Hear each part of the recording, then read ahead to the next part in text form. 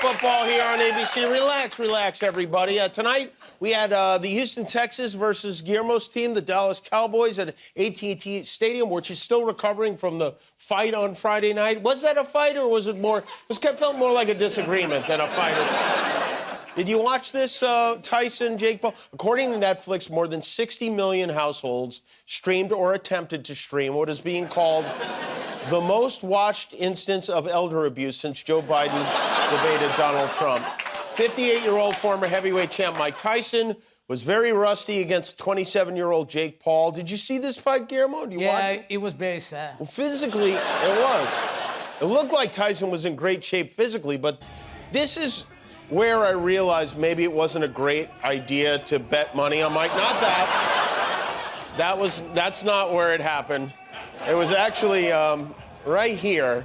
Now, that's the opposite of game face. That is, that's waiting in line at the post office face. Guillermo's right, though. The fight itself was depressing. In the last 5 rounds, Tyson threw a total of 42 punches. In the 6th round, he threw 8 punches and landed none of them. Honestly, the most dramatic moment of the whole thing happened at the weigh-in.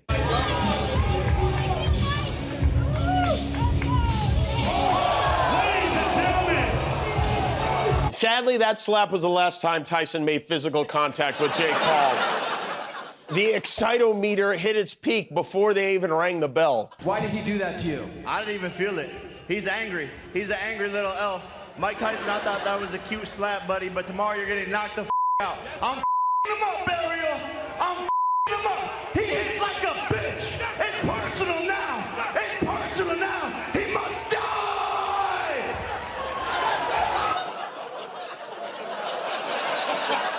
Hard to believe that kid's going to be president of the United States one day. It's probable. A lot of people hated this fight. It was a very strange broadcast. At one point, they looked in on Mike Tyson in the locker room and got not just 1 surprise, but 2, maybe even 3. What's your prediction? Vicious win. Vicious win. Thank you, Dad. Love you. Love you, too. You know, if the boxing doesn't work out, he could always get into sumo wrestling. A lot of people were confused about why he kissed the man interviewing him. It turned out it was his son. Mike Tyson has changed, probably for the better, but I feel like deep down, a lot of us were hoping if Tyson knocked this kid out, the universe would correct itself somehow. It didn't. Donald Trump did. He's still president-elect. He didn't attend the Tyson fight, though his presence was definitely felt, but he was at UFC 309 at Madison Square Garden on Saturday. Trump took a much-needed break from raiding insane asylums for cabinet picks for a little Proud Boys night out with these fellas. Republican Party well represented here at UFC 309. Dork, goose, another dork.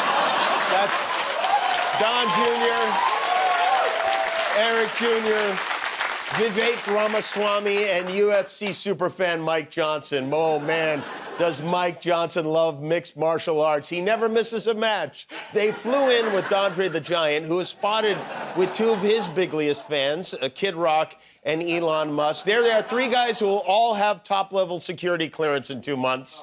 After the fight, Trump loaded the whole grab-em-by-the-posse onto his plane. There's a lot going on in this photograph. This is like the Last Supper, but everyone is Judas. Look at the little elf on a shelf, Mike Johnson popping his head in there. Health czar RFK with a quarter pounder with cheese, 10 McNuggets, a large fries, and a Coke. That's what they call a farm-to-toilet meal. Only Donald Trump would force his new health czar to eat McDonald's, and that's what he does. These are subservience tests he gives. Mike Johnson has to go to a fight. RFK has to eat McDonald's. Matt Gaetz has to date a woman he didn't pay. It's all very... But the big question for me was, where's J.D. Vance? Didn't he used to be Trump's running mate like 2 weeks ago? Poor J.D. Vance was at home on his couch. At home in his couch. And there could be a UFC caliber battle in the Senate soon over Trump's ridiculous cabinet nominees. The Trump transition team is reportedly planning to forego the customary FBI background checks for some of his picks. And while you may say, oh, wait a minute, if Biden had suggested skipping background checks, wouldn't Republicans in Congress be outraged? And the answer is yes, but this is different because these are Donald Trump's picks. It's an entirely different thing. It's really... I'm actually with Trump on this one. I mean, it's kind of ridiculous to do background checks for cabinet members when the president himself is a convicted felon, right? There's no end to this nonsense. We are just scratching the surface. They had an America First gala at Mar-a-Lago, of course, where Trump got an introduction from none other than the Italian stallion himself. When George Washington defended his country, he had no idea that he was going to change the world. Because without him, you can imagine what the world would look like. Guess what? We got the second George Washington. Congratulations! You good? But I guess those punches Rocky took to the head were real after all. George Washington was the father of our country. Donald Trump is the father of Eric. Big difference there.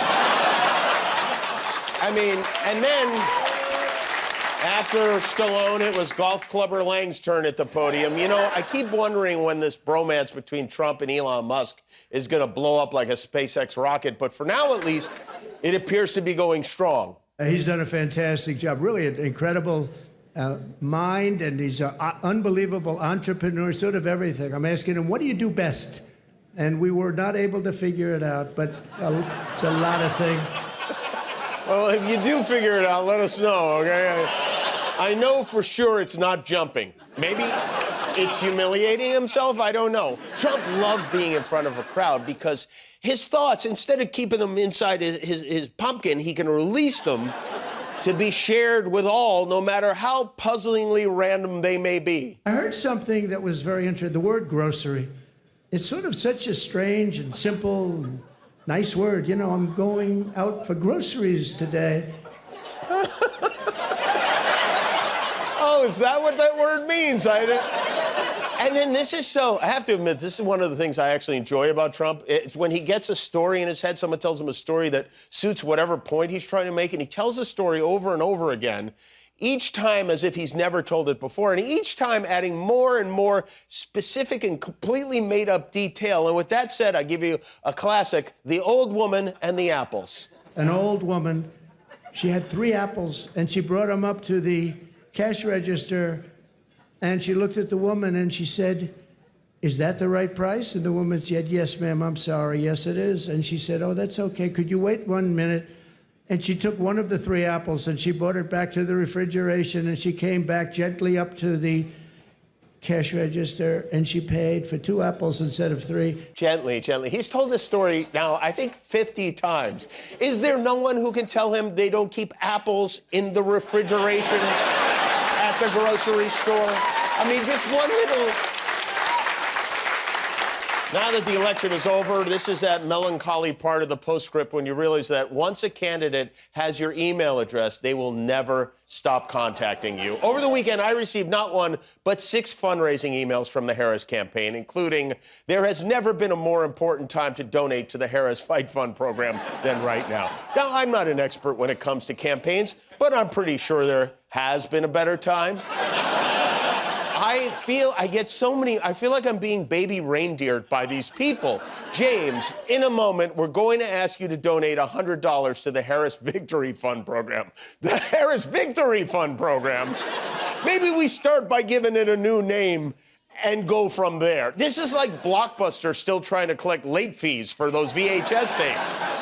Harris campaign officials say these requests are for money is meant to go to the Democratic National Committee. You're not being asked to give money to one candidate who lost 1 race. You're being asked to give money to a whole committee that lost so many races all over the country.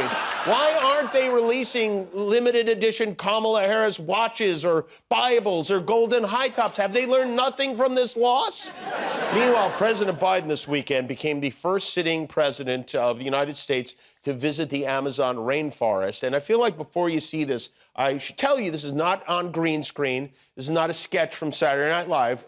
This is the real rainforest, and President Biden was actually there.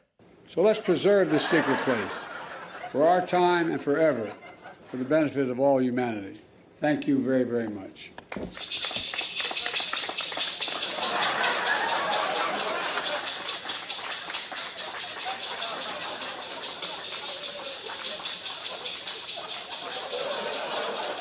And he was never seen again. He was wandered off, got mixed up with some monkeys, and that was that. The ayahuasca hit him pretty hard. Spirit Airlines today filed for bankruptcy. Turns out their strategy of being the worst airline in American history didn't pay off as well as they hoped. How could they have just filed for bankruptcy? I've flown Spirit Airlines. I assumed they were always bankrupt. Spirit stock has dropped more than 93% of its value this year, which is sad, but I believe that if you invested money in Spirit Airlines, you probably don't deserve to have money. But so now we are faced with a relatively new philosophical question, which is when a Spirit Airlines goes bankrupt, does it become a Spirit Halloween store? I guess we're going to find out. I mentioned earlier tonight, it was a Texas night on Monday Night Football, and to celebrate that, we crashed a tailgate party at SoFi Stadium. We sent our man on the scene to embed himself with NFL fans for a new football-themed edition of Breaking the News.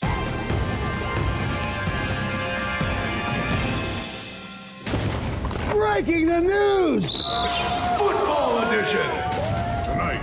Morning beer bongs? This young lady shares her tips on how you can turn a morning kickoff into the reason why you lost custody. News alert. I put your chips upon my lips. When you dip, I dip, we dip. Why experts believe sharing food is the #1 cause of throat syphilis. Unappetizing. We're talking to Vladimir Martinez. You know what? I'm sorry, Vladimir. We can't show any of this logos and stuff. Just they're not clear. Can we greet this out really quick, just so we talk to you? Oh, just, here, just for while we're talking to you. Oh, just really? cover up, yeah, just for the thing. And do me a favor, when we talk about the teams, don't mention the team or the names. Just say the guys and the fellas. You know what I mean? Because we can't say anyone specific. Okay? Who's your favorite player? I can't even tell you. You told me to bleep it out. That big guy, the dude. All right, you want to give a shout out to your team? Look right in there and tell them. Actually, you told me not to shout him out. But you can shout them out. Like, just be vague about it. Just be kind of vague. Just be like, hey, my guy. Oh, no, not my tattoo. Disqualified. Domino, mother. I've always wanted to say that in Inglewood. Bucket list number 12, check. We're cool, right? Cool. Just like Ice Cube. Girls watching football? Then who's home cleaning the kitchen? Why this could lead to women's rights. My terrifying report after an all-new Lady Matlock. Would it kill you to smile? Toxic masculinity. Sure, anyone can throw a football around a parking lot, but can you catch a television microphone? Dude, that was like $200. Seriously. Give me the ball. The ball. I'm not paying for that. They may be rooting for opposing teams, but what? Oh, yeah. But one thing we can all agree on is abortion. No! Go Rams! And abortion. Complex issue. We're here at the big game, and it's time for the Big Beef Stick Challenge. We got a couple beefy guys. Let's see who our winner is. All right, you each start. Let's see who can finish it first. There's the flag in the middle. Are we ready? 3, 2, beef stick, beef stick.